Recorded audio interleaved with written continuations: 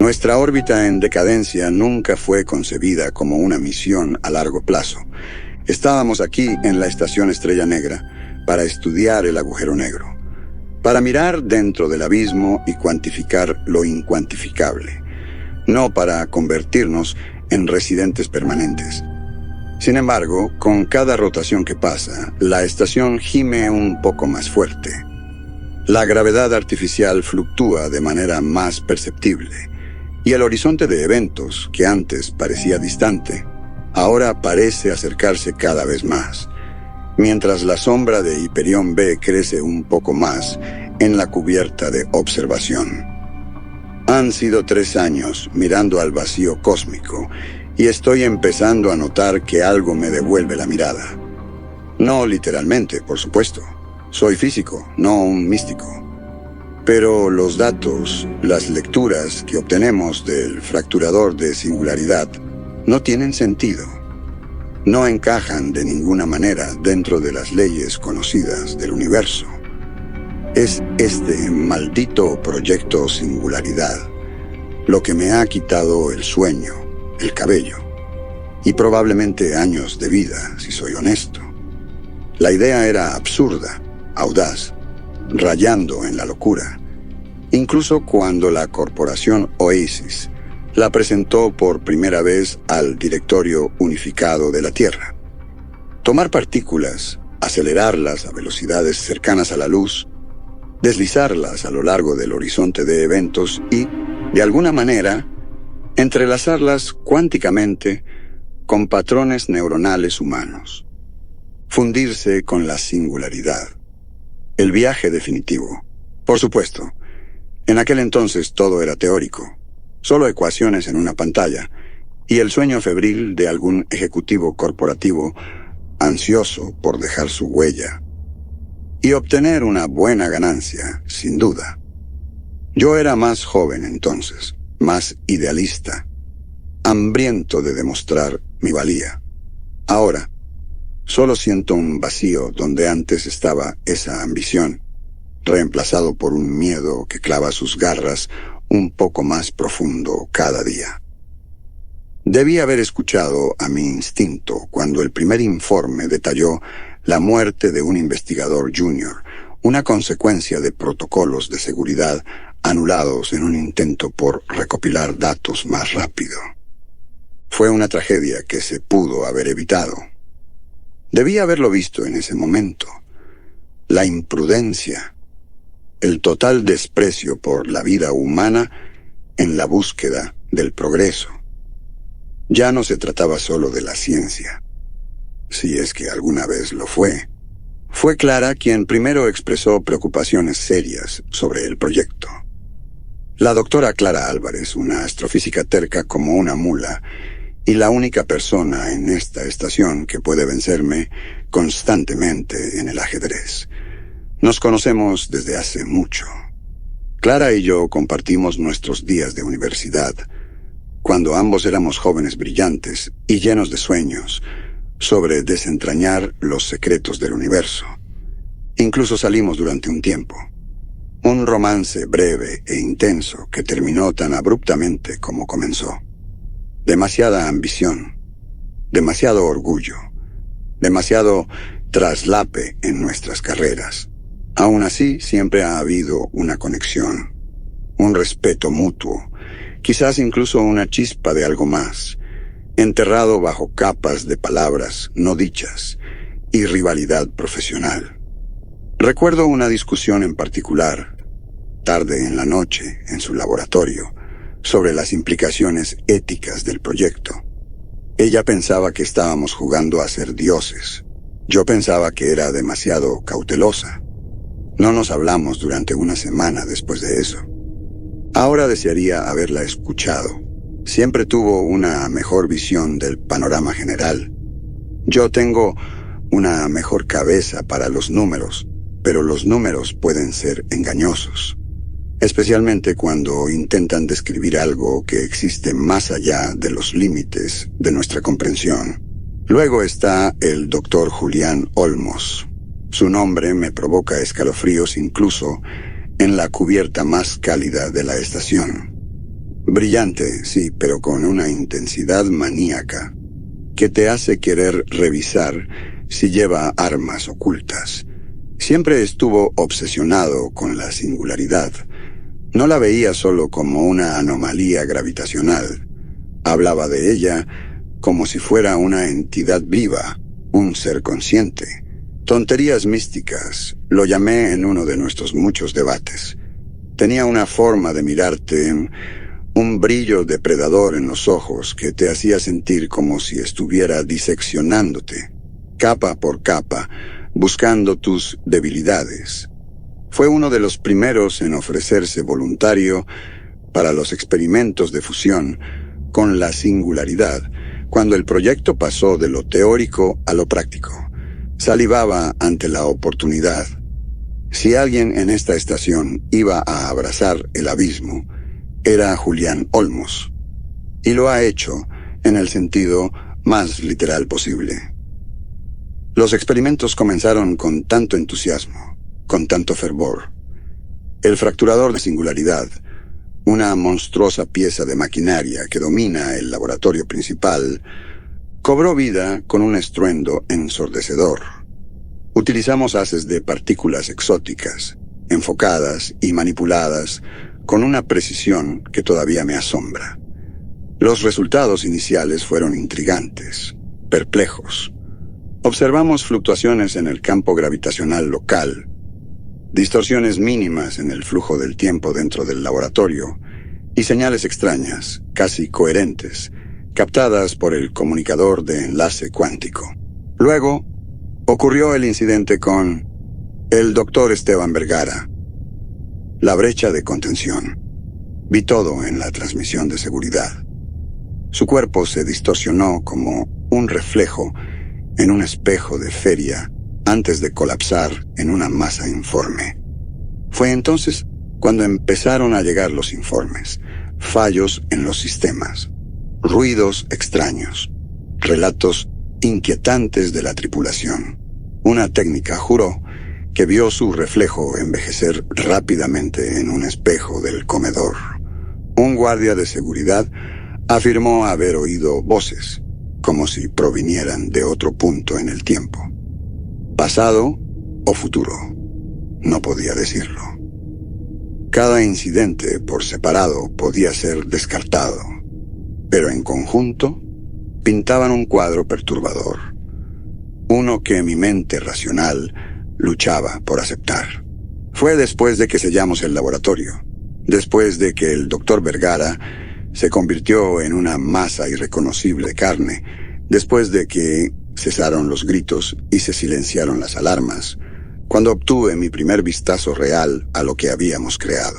Una cámara de seguridad, una de las pocas aún funcionales dentro del laboratorio sellado, captó una imagen fugaz. Una masa amorfa y cambiante de carne, con manos que terminaban en demasiados dedos, alcanzando y aferrándose. Ojos que se abrían y cerraban en lugares donde no deberían estar. Bocas enormes y abiertas, gritando en una agonía silenciosa. Lo llamamos Cronos, un chiste macabro que a nadie le pareció gracioso. El Dr. Julián, junto con algunos otros investigadores, recibió la orden de entrar al laboratorio con trajes de contención para evaluar los daños, recuperar cualquier dato valioso e iniciar los protocolos de limpieza. El entusiasmo de Julián era casi infantil. Se sujetó a una barandilla con emoción, impulsándose hacia la esclusa de aire con una especie de alegría inocente. Cuando entraron, la misma cámara de seguridad que había captado la entidad mostró algo moviéndose en el laboratorio. Una masa de carne cambiante con rasgos humanos distorsionados. La primera manifestación aterradora de Cronos. Se estiró y agarró a un investigador por el tobillo. Y la transmisión de seguridad se volvió negra. Fue como ver una pesadilla desarrollarse en cámara lenta. Ordené que el laboratorio se sellara de forma permanente. El pánico estalló en la estación. Alarmas sonaban. Los miembros del equipo entraron en pánico. El doctor Julián logró regresar, tembloroso, pero de alguna manera emocionado. Balbuceaba sobre nuevos datos y lecturas sin precedentes. El Directorio Unificado de la Tierra, impulsado por la corporación Oasis, no estaba nada contento con mi decisión de detener los experimentos. Querían resultados, avances, su libra de carne. Julián, por supuesto, apoyaba su postura. Se desató un debate, si es que podía llamarse así, en el centro de mando. Voces se alzaron. Se lanzaron acusaciones. La delgada capa de civilidad que nos había mantenido juntos durante 3 años comenzó a resquebrajarse. Ordené que todos regresaran a sus habitaciones, activando los protocolos de emergencia, anulando las objeciones de Julián y los demás investigadores. De regreso en mi cuarto, accedí al asistente de datos personal del Dr. Vergara, esperando encontrar algo que explicara lo que había sucedido en el laboratorio. Su registro personal era un desastre, un revoltijo de jerga técnica y observaciones cada vez más frenéticas. Describía sensaciones extrañas. La sensación de estar desanclado del flujo normal del tiempo. La última entrada estaba fechada 3 días en el futuro. Un detalle que me heló la sangre. La marca de tiempo era precisa. La comparé con el cronómetro de la estación. 3 días en el futuro. ¿Cómo era eso posible? Entonces experimenté mi primera distorsión temporal. Un momento estaba en la cubierta de observación, mirando el disco de acreción de Hiperión B girar con una belleza hipnótica.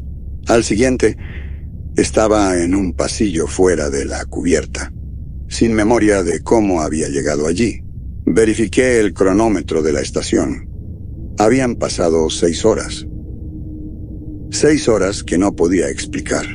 Se sintió como si una parte de mi vida hubiera sido robada, arrancada, sin mi consentimiento.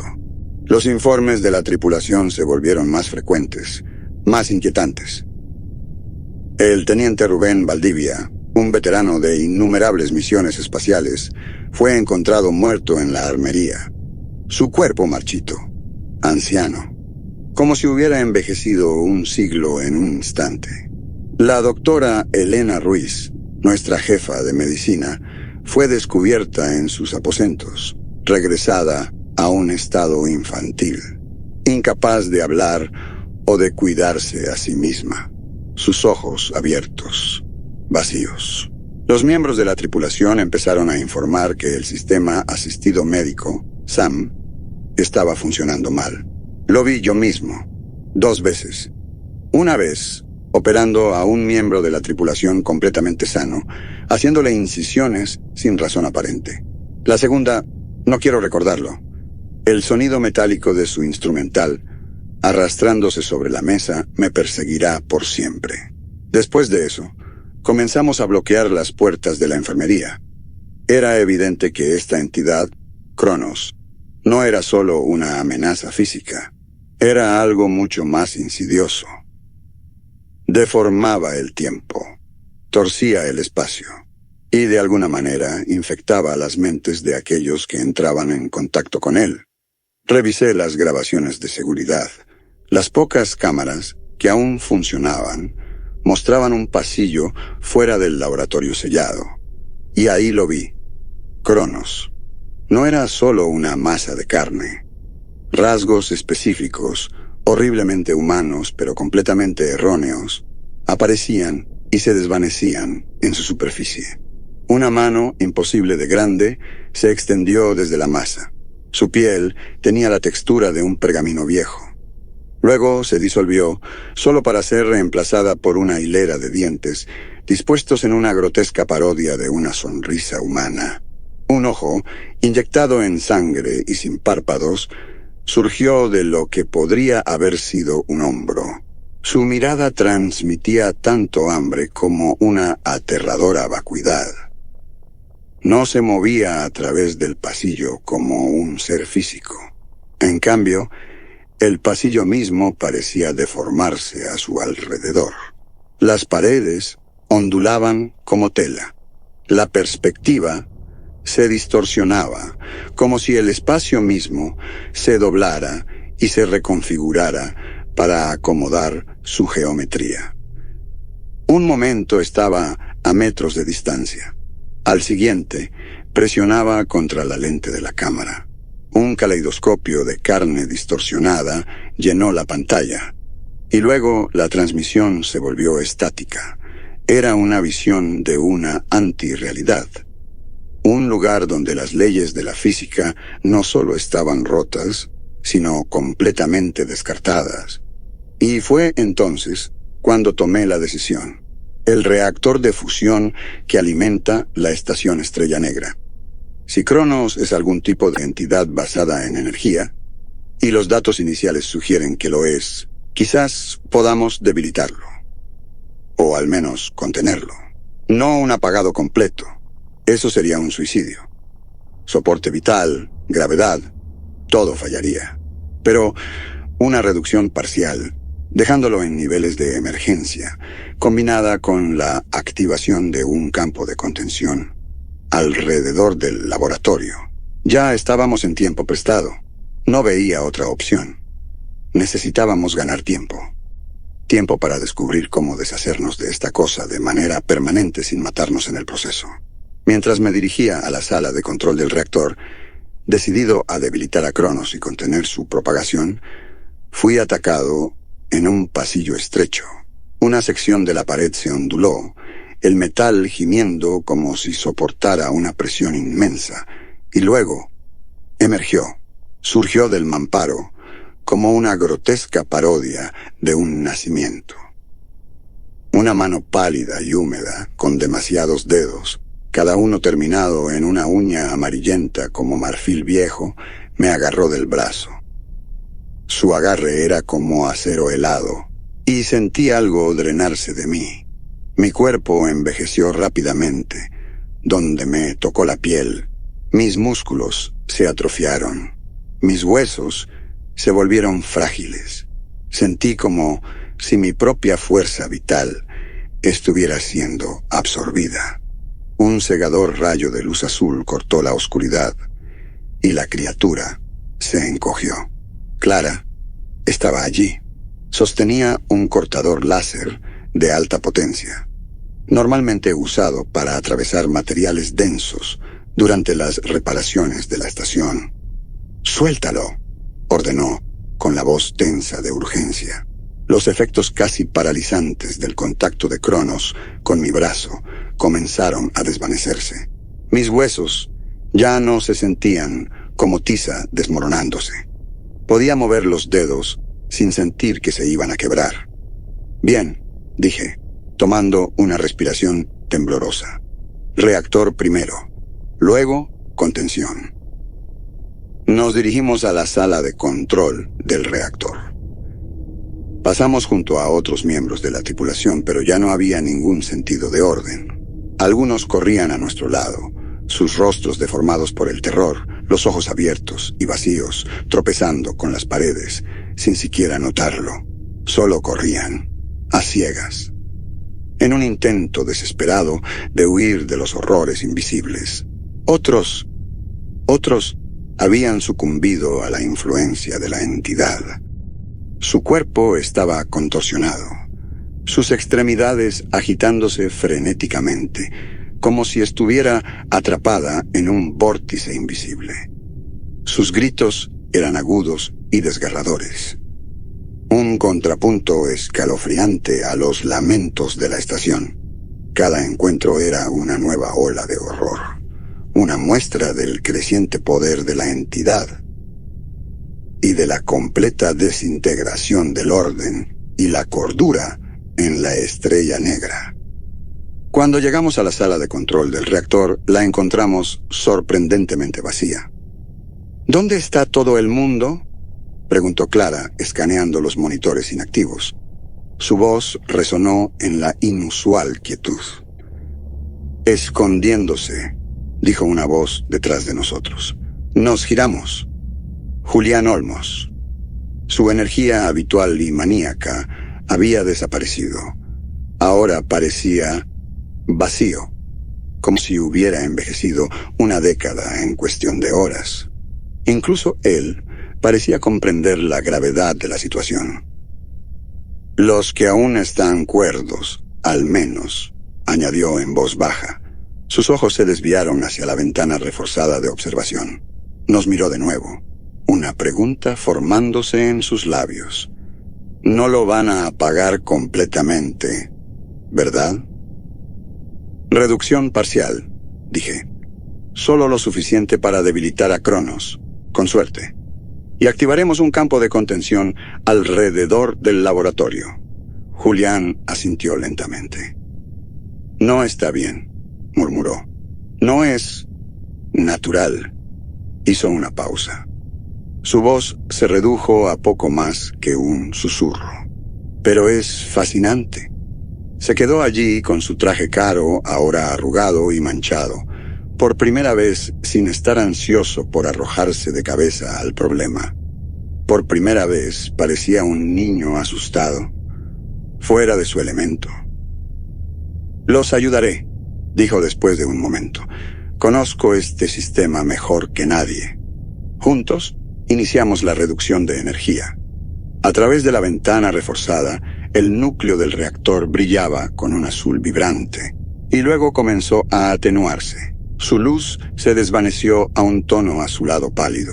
La gravedad artificial fluctuó violentamente por un instante, arrojándonos fuera de equilibrio.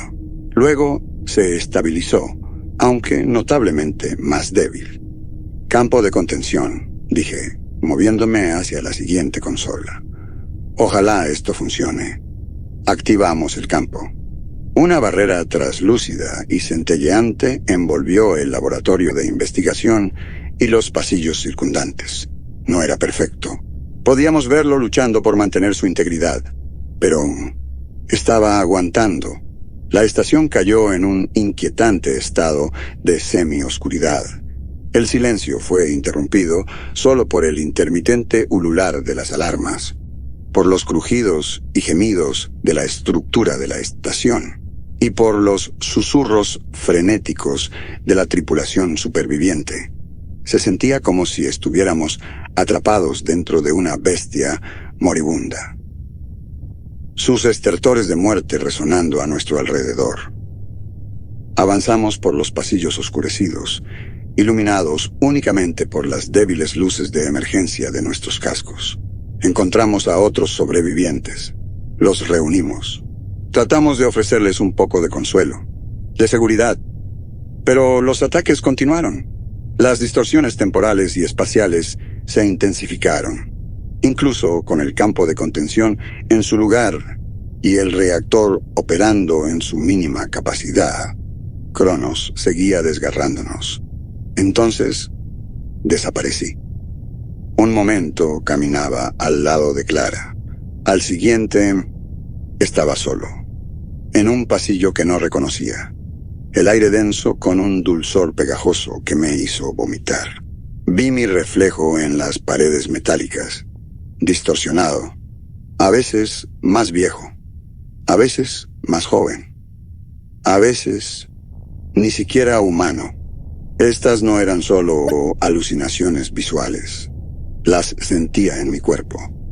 Una sensación vertiginosa de aceleración y desaceleración, como si mi reloj interno estuviera siendo constantemente reajustado.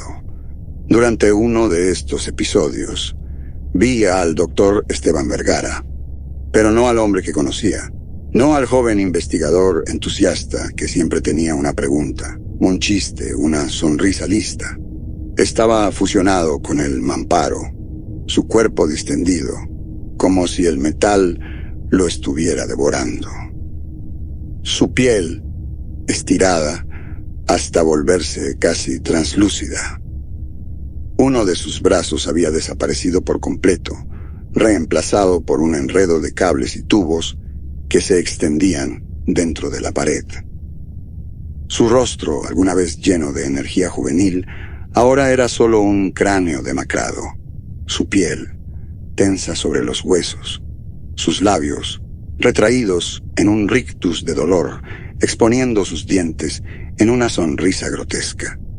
Su único ojo restante, normalmente brillante y curioso, ahora estaba vidrioso y desorbitado. La pupila, dilatada hasta un tamaño antinatural, se fijó en mí, y por un momento lo reconocí. «Nico», intentó decir. Su voz era un susurro áspero, como si proviniera de la propia estructura de la estación. Un eco fantasmagórico de lo que alguna vez fue. «Ayúdame. Duele. Haz que pare». Sus palabras eran confusas, distorsionadas, pero la agonía en ellas era inconfundible. Levantó su única mano. Sus dedos ahora eran apenas garras esqueléticas, rascando contra el metal. Vi el remanente de su bata de laboratorio, esa con el bolsillo ligeramente rasgado, donde siempre guardaba su bolígrafo de la suerte. Aún estaba ahí. Un detalle absurdamente mundano en medio del horror. Retrocedí, chocando contra la pared opuesta.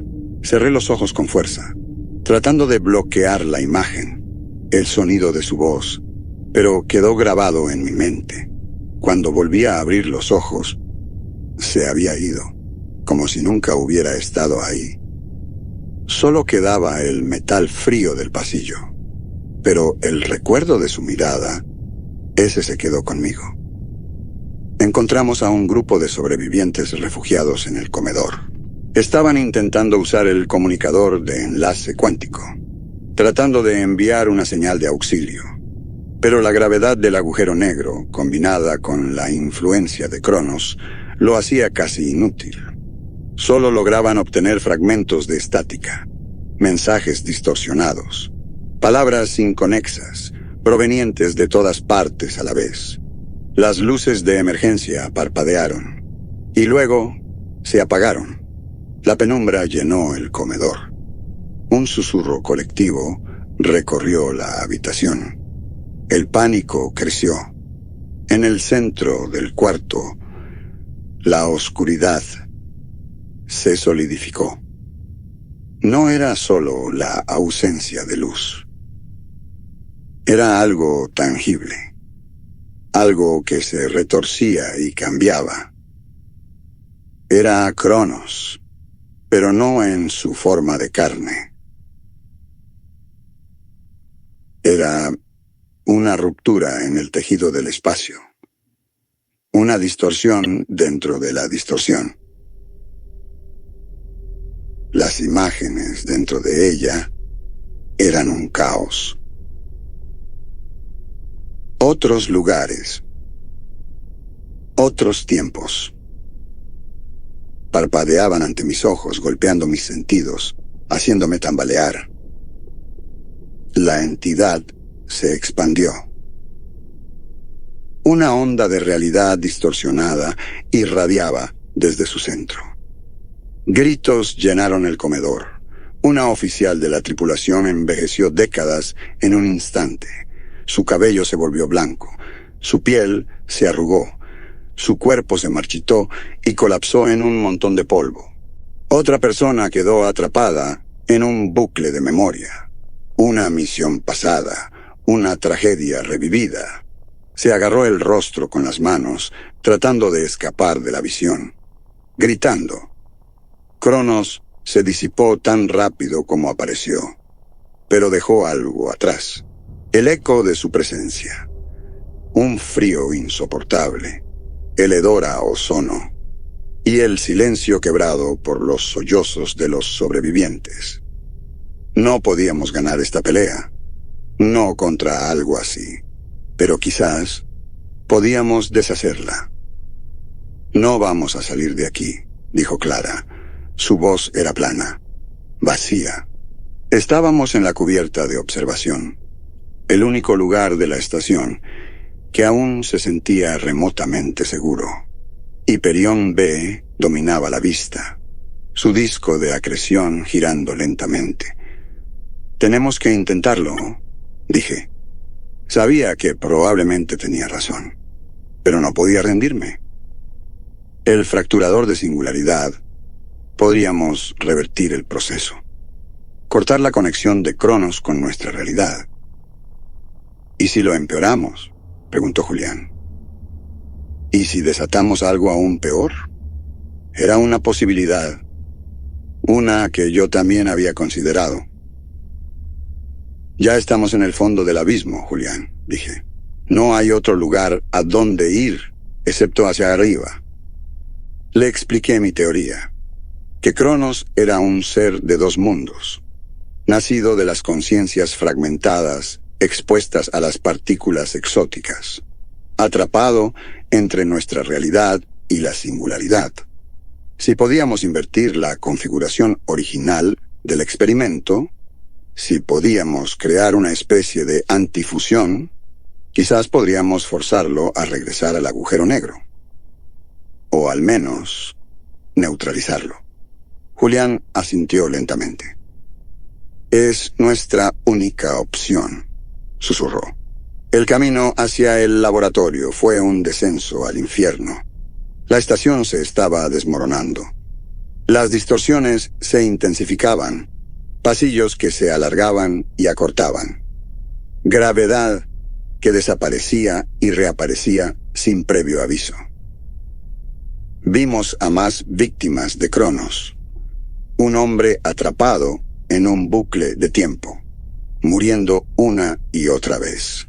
Un equipo de científicos fusionado en una masa de carne retorcida. Sam seguía activo. Vimos una de sus máquinas quirúrgicas operando en un tripulante vivo. Tuvimos que destruirla, pero no pudimos salvarlo. Finalmente llegamos al laboratorio. El campo de contención parpadeaba. Era una barrera apenas sostenida. «Desactivándolo ahora», dijo Julián. El campo se disipó. Y dentro del laboratorio, Cronos nos esperaba. La estación se retorció. La gravedad colapsó y resurgió. El fracturador de singularidad era nuestra última esperanza. Julián trabajó frenéticamente. Clara lo ayudó. Cronos atacó. Clara cayó. Años pasaron sobre su piel en segundos. Gritó. Y luego se convirtió en polvo. Julián, herido de muerte, usó sus últimas fuerzas para activar la inversión cuántica. Una luz cegadora llenó el laboratorio. Cronos gritó. Se retorció y desapareció. La estación se desmoronó. Todo se volvió negro. Desperté en la Tierra. Me dijeron que fui el único sobreviviente. Pero sé que eso no es verdad, porque a veces, cuando miro la pared de mi habitación, veo algo moverse. Algo que aún no ha terminado conmigo. Algo que susurra desde el abismo.